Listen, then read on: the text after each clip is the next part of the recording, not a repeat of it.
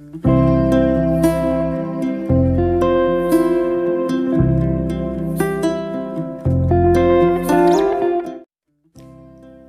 Friends, welcome back to my channel.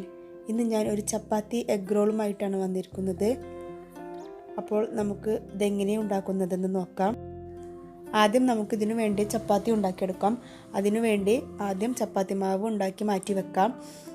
ഞാൻ ഈ ചപ്പാത്തി ഉണ്ടാക്കുന്നത് 1 കപ്പ് മൈദയും 1 കപ്പ് ആട്ടയും ചേർത്തിട്ടാണ്.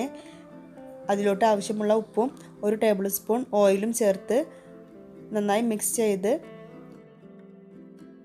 ചെറു ചൂടുവെള്ളത്തിൽ കുഴച്ചെടുക്കാം. നമ്മൾ നോർമൽ ചപ്പാത്തി തയ്യാറാക്കുന്നത് പോലെയുള്ള ഡോ തന്നെയാണ് ഇതിനും തയ്യാറാക്കേണ്ടത്. ചൂടുവെള്ളത്തിലാണ് ഇത് കുഴച്ചെടുക്കുന്നത്. തിളച്ച വെള്ളം ആവശ്യമില്ല, നേരെയുള്ള ചൂടുള്ള ഒരു വെള്ളത്തിൽ മതി. നന്നായി സോഫ്റ്റായി കുഴച്ചെടുത്ത് നമുക്കൊരു 10-15 മിനിറ്റ് റെസ്റ്റ് ചെയ്യാൻ വെക്കാം. ഈ സമയം നമുക്കൊരു ബൗളിലോട്ട് ഇതിന് ഫില്ലിങ്ങിനായി ഒരു വലിയ സവാള അരിഞ്ഞതും 2 പച്ചമുളക് ആവശ്യത്തിനുള്ള ഉപ്പും ചേർത്ത് കൈകൊണ്ട് നന്നായി മിക്സ് ചെയ്യുക. ഇനി ഇതിലോട്ട് നമുക്ക് 1 ടേബിൾ സ്പൂൺ വിനേഗർ ഒഴിച്ചു കൊടുത്ത് അതും കൂടി ഒന്ന് മിക്സ് ചെയ്ത് മാറ്റി വെക്കാം. നിങ്ങൾക്ക് വേണമെങ്കിൽ വിനീഗറിൻ്റെ പകരം ചെറുനാരങ്ങയുടെ നീരും ചേർക്കാം. ഇനി ഇത് നന്നായി മിക്സ് ചെയ്ത് മാറ്റി വെക്കാം. ഇതെല്ലാം സവോളയിൽ പിടിക്കട്ടെ, അതിൻ്റെ ഉപ്പും പുളിയൊക്കെ. ഈ സമയം നമുക്ക് ചപ്പാത്തി പരത്തി ചുട്ടെടുക്കാം.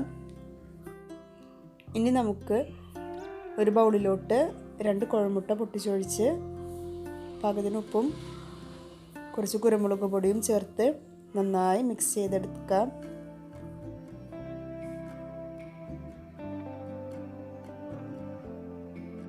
ഇനി നമുക്കൊരു പാൻ ചൂടാക്കി അതിൽ അല്പം ഓയിലും ഒഴിച്ചു കൊടുത്ത് നമുക്ക് ഈ കോഴിമുട്ടയുടെ മിക്സ് അതിലൊഴിച്ച് കൊടുക്കാം. നന്നായി പരത്തി കൊടുത്ത് ഒരു ഹാഫ് കുക്കാകുമ്പോൾ ഇതിന് മുകളിലോട്ട് നമുക്ക് ചപ്പാത്തി ഇട്ട് കൊടുക്കാം. മുകൾ ഭാഗം ഒരുപാട് ഡ്രൈ ആവുന്നതിന് മുമ്പ് തന്നെ ചപ്പാത്തി ഇട്ട് കൊടുക്കണം. ഇനി ഒന്ന് പ്രസ് ചെയ്ത് കൊടുത്ത് ഒന്ന് സെറ്റാക്കി എടുക്കാം. ഇനി മുട്ടയുടെ അടിഭാഗം കുക്കായി വന്നാൽ നമുക്കിതൊന്ന് മറിച്ചിട്ട് കൊടുക്കാം.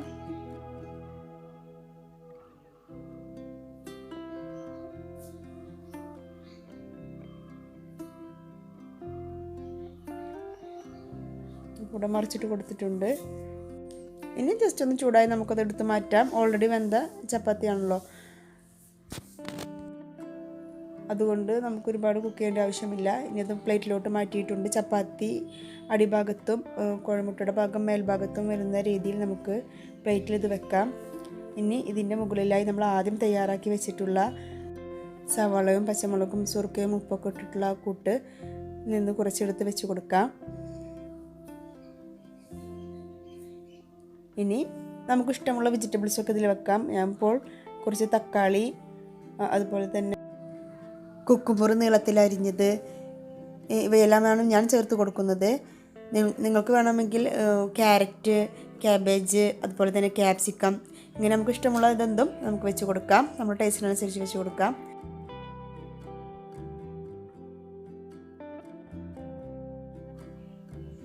ഇനി ഇതിലോട്ട് നമുക്ക് കുറച്ച് കുരുമുളക് പൊടിച്ചത്, അതുപോലെ തന്നെ ഒരു നുള്ള് ചാട്ട് മസാല ഇല്ലാത്തവർക്കത് സ്കിപ്പ് ചെയ്യാം, അതുണ്ടെങ്കിൽ നല്ല ടേസ്റ്റ് ആയിരിക്കും. ഇവയെല്ലാം ചേർത്ത് നമുക്ക് ഇതൊന്ന് റോൾ ചെയ്തെടുക്കാം.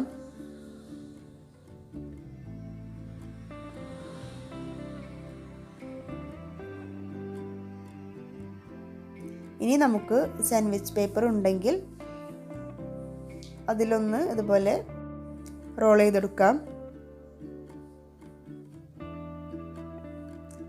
ഇനി ഞാൻ വേറൊരു രീതിയിലും ഇത് തയ്യാറാക്കിയെടുക്കുന്നുണ്ട്. നേരത്തെ ചെയ്ത പോലെ തന്നെ ചപ്പാത്തി മുട്ടയും കൂടി ചുട്ടെടുത്ത് മുട്ട മേൽഭാഗത്ത് വരുന്ന രീതിയിൽ വെച്ച് അതിലോട്ട് ആദ്യം ഞാൻ കുറച്ച് ക്രീം ചീസ് സ്പ്രെഡ് ചെയ്ത് കൊടുത്തിട്ടുണ്ട്. അതിലോട്ട് കുറച്ച് കെച്ചപ്പും കൂടെ സ്പ്രെഡ് ചെയ്ത് കൊടുക്കാം. മക്കൾക്ക് ഇങ്ങനെയൊരു രീതിയിൽ ഇഷ്ടമുള്ളതുകൊണ്ടാണ് ഞാൻ ഇങ്ങനെയും ചെയ്തെടുക്കുന്നത്. ഇനി അതിലോട്ട് നമ്മൾ നേരത്തെ ചെയ്ത പോലെ തന്നെ സവാളയുടെ മിക്സ്, അതുപോലെ തന്നെ മറ്റ് വെജിറ്റബിൾസൊക്കെ വെച്ച് കൊടുത്ത് നേരത്തെ ചെയ്ത പോലെ നമുക്കിത് റോൾ ചെയ്തെടുക്കാം.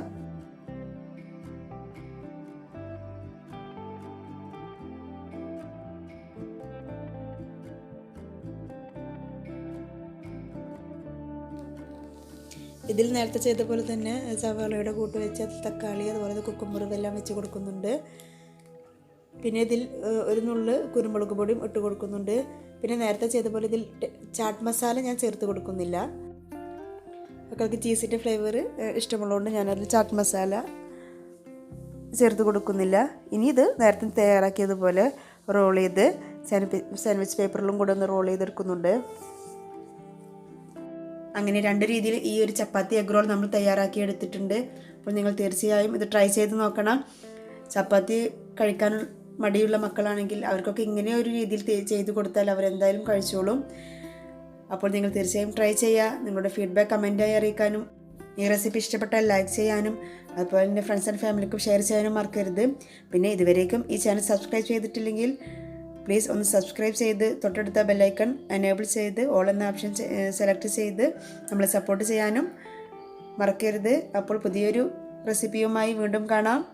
ബൈ.